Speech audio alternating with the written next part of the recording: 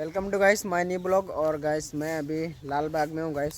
अभी का मौसम देख सकते हो गाइस, पूरा यहाँ का लुक। और गाइस बारिश जैसा हो रखा है गाइस, बट गाइस मेरे को पता है बारिश आने वाली नहीं है गाइस, क्योंकि ऐसे बादल छाए रहेंगे और बारिश की कोई संभावना नहीं है। मैं सच्ची में बोल रहा हूँ गाइस। आज जितनी गर्मी थी ना गाइस, मैं क्या बताऊँ आपको, मतलब कितनी 40 डिग्री तापमान जा रहा था गाइस यहाँ का। और गाइस अभी शांत मौसम है।